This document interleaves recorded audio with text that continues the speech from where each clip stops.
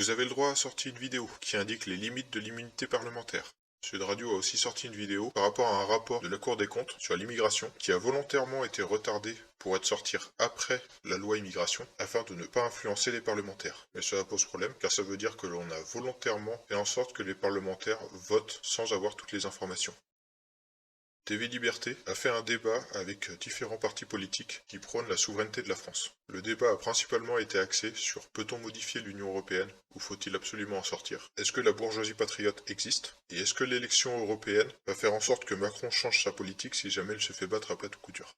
L'UPR a sorti sa deuxième table ronde sur le thème L'Occident est-il fini? Ils ont notamment parlé de la Russie, ainsi que de son missile supersonique, qui est une nouvelle technologie de missile qui donne un avantage considérable à la Russie sur le plan militaire par rapport à l'Occident, car c'est une technologie que les Américains et les Européens n'ont pas et qui permet de parcourir de très longues distances très rapidement. Ils ont ensuite cité que l'OTAN avait récemment plus une politique d'anti-rébellion de ses pays membres plutôt que de défense contre des vraies guerres, ce qui a tendance à montrer la perte de puissance de l'OTAN et donc en partie de l'Occident. Il a ensuite été cité la dette de l'Occident, car la plupart des pays de l'Occident, aussi bien européens que les Américains, ont une dette colossale, contrairement aux pays en Asie ou en Russie, ce qui risque de nous être très défavorable dans les années à venir. Ensuite, ils ont cité l'hypocrisie de l'Occident, notamment à vouloir accuser la Russie de crimes contre l'humanité, alors que pendant la guerre en Irak, les Américains ont commis le même type de crime sans qu'il y ait aucune critique dessus. Ils ont ensuite fait une critique de la culture anglo-saxonne, où l'argent est supérieur à tout le reste, et notamment aux relations humaines, notamment en disant que cette culture détruit les cultures européennes et mondiales, en voulant transformer les gens en consommateurs et en voulant faire un gouvernement mondial.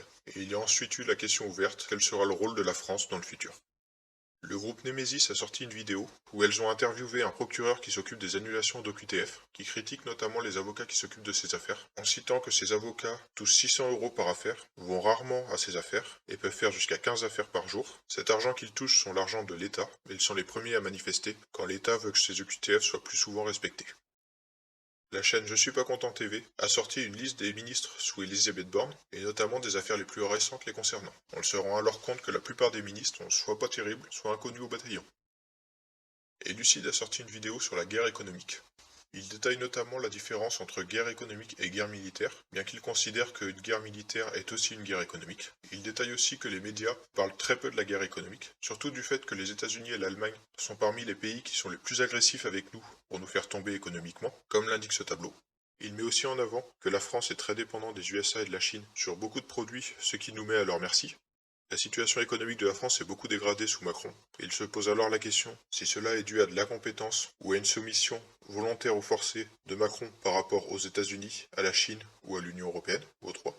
Il cite ensuite que les États-Unis ont pris un coup d'avance par rapport à l'Europe en étant les leaders dans la connaissance et dans l'édition scientifique. L'édition scientifique leur permet d'avoir beaucoup de cabinets de conseil, qui leur permet parfois de conseiller certains pays pour saboter d'autres pays. Il cite notamment l'exemple de certains pays d'Afrique avec lesquels on échangeait des hydrocarbures, mais qui suite au cabinet de conseil ont complètement changé leur contrat commercial, ce qui a fait que la France a perdu ses contrats. Il cite ensuite la façon dont les États-Unis utilisent leur extraterritorialité, notamment qu'ils espionnent les sociétés qui leur font concurrence, et que dès qu'ils ont la moindre trace de corruption et qu'un membre de ces groupes se retrouve sur le sol américain, celui-ci se trouve aussitôt capturé et subit une forte intimidation, notamment une intimidation de procès qui lui risque de faire passer de longues années en prison, et grâce à ça faire céder la personne pour racheter l'entreprise. Mais il cite aussi qu'il y a eu une seule personne qui est allée jusqu'au procès et que cette personne a gagné le procès, et du coup que les États-Unis ont perdu le procès. Ils ont ensuite parlé des bases militaires des États-Unis qu'ils se trouvent en Europe, et notamment en France, et qu'une des principales raisons qu'elles se sont installées en France était car les politiques avaient peur du communiste, et en mettant des bases américaines sur le sol français, on se retrouvait dépendant des Américains, et ce qui fait que les partis politiques de l'époque étaient limités dans leurs actions. Ils ont ensuite parlé de la rivalité entre pays de l'Union européenne, notamment des coups bas qu'ont fait l'Allemagne à la France. Il y a ensuite une partie sur l'espionnage français, notamment l'espionnage industriel, mais ils ont aussi fait savoir que les politiques et les industriels n'étaient pas très réceptifs à la concurrence mondiale et voyaient plutôt l'espionnage d'un mauvais œil. Il y a aussi eu un accord tacite avec les États-Unis, comme quoi la France ne se mêle pas trop de l'espionnage que réalisent les États-Unis en France. En échange, ils reçoivent de nombreuses informations sur les groupes islamiques dans le monde pour essayer d'éviter les menaces terroristes. Il cite ensuite qu'un des moyens les plus efficaces de faire une guerre économique est d'avoir une association qui travaille pour le gouvernement et qui n'est pas officiellement liée au gouvernement, qui va influer les pays voisins, comme le font certaines associations écologiques pour l'Allemagne, qui ont tendance à inciter les pays européens à mettre plutôt des énergies renouvelables que du nucléaire. Mais il cite que le gouvernement français ne veut pas faire ça. Le média a sorti une vidéo sur l'immobilier en France, notamment sur la baisse du marché immobilier, que bien que la baisse soit importante, elle risque de continuer. Ils ont ensuite discuté de s'il est préférable de louer ou d'acheter, et vu qu'une forte baisse de l'immobilier est attendue, il est sans doute préférable de louer pour l'instant. Ils ont ensuite parlé du prix de l'immobilier, à la fois en locatif et en achat, et que celui-là a explosé comme l'indiqué sur le graphique ci-dessous, ce qui rend quasiment impossible l'achat d'une première maison pour des jeunes. Ils ont ensuite indiqué que l'immobilier locatif était détenu par une minorité de personnes. Il faut savoir notamment qu'en France, 24% des personnes détiennent 68% du parc immobilier. Ils ont ensuite parlé du manque de logements locatifs en France, ce qui a tendance à limiter la mobilité des travailleurs, car ils ne sont pas sûrs de trouver un logement dans leur nouvelle ville, et que pour pallier à ça, il faudra augmenter considérablement le nombre de logements disponibles, notamment en construisant des nouveaux logements sociaux. La chaîne Permaculture Pragmatique a sorti une vidéo sur la rémunération des agriculteurs. Il cite notamment par secteur combien gagnent en moyenne les agriculteurs. On tombe sur une fourchette entre 950 € et 1800 €, en sachant que c'est des moyennes par secteur. C'est-à-dire que par exemple dans le secteur laitier, où ils gagnent 950 € par moyenne, certains gagnent beaucoup plus et certains beaucoup moins. Ils indiquent notamment que dans ces métiers-là, le salaire du conjoint est obligatoire, ce qui ne rend pas toujours les vies de famille très faciles. Il indique aussi qu'avec la concurrence mondiale, les salaires des agriculteurs n'ont fait que baisser et continuent de baisser, et qu'actuellement l'âge moyen des agriculteurs est de 50 ans, ce qui indique que dans une dizaine d'années, la moitié vont partir à la retraite, et qu'actuellement il n'y a pas de relève, car personne ne veut faire ce métier-là. Et une des raisons principales pourquoi les jeunes ne veulent pas faire ce métier-là, et non seulement le salaire, mais aussi le fait que la PAC contraint énormément les agriculteurs, car s'ils veulent recevoir les aides de la PAC, ils ne sont pas libres de faire pousser ce qu'ils veulent, et de la façon qu'ils veulent. Et ils doivent respecter les normes de la PAC, qui est sur une politique de production de masse. Tatiana Ventose a sorti une vidéo sur les agriculteurs, sur la campagne et sur les énergies renouvelables. Elle parle notamment de la révolte des agriculteurs en Allemagne, mais aussi de la révolte des agriculteurs en France qui a eu lieu pendant la période du Nouvel An, et dont quasiment personne n'a parlé. Elle indique aussi que certains agriculteurs ont eu des gros retards sur les aides de la PAC, ce qui les a mis en forte difficulté financière. Elle a ensuite indiqué que le nouveau traité de libre-échange avec la Nouvelle-Zélande va mettre encore plus en difficulté les agriculteurs français. Elle a ensuite parlé des énergies renouvelables, notamment avec la loi APER, qui impose les communes à avoir un certain pourcentage de territoire dédié aux ENR, ENR étant pour énergie renouvelable, ce qui fait que les maires des communes sont obligés de mettre soit des panneaux solaires, soit des éoliennes, soit des méthaniers sur une bonne partie de leurs parcelles, indépendamment de la volonté de leurs concitoyens.